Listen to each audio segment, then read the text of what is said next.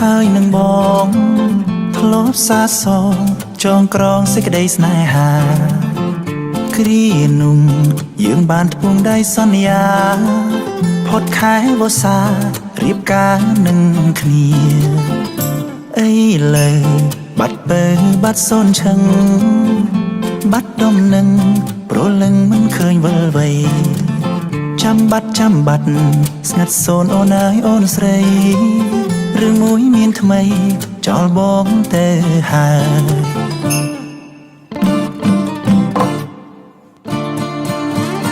អូនអើយអូនពេលនេះអូននៅទីណាដឹងទេថាអ្នកណាកំពុងរីងរៃ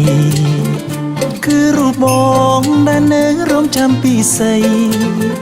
ចាំសំដីស្រីថាត្រឡប់មកវិញ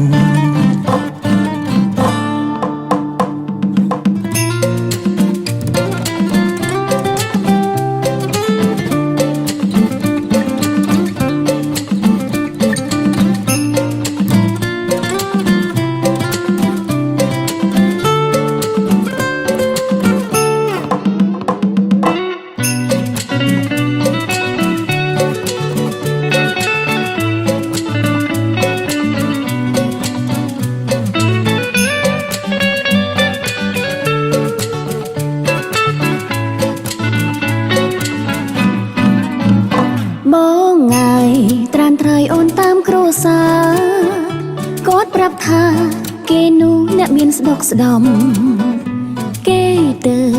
អាចមើលថែរក្សាមុំឃ្លាទាំងបងខំមុំលែងបានវិលវ័យ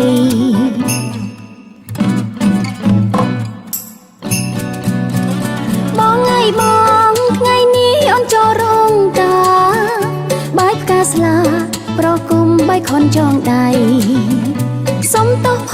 ងសុំបងកុំចាំអូនអីជ្រើសអ្នកថ្មីចុះណាបងណា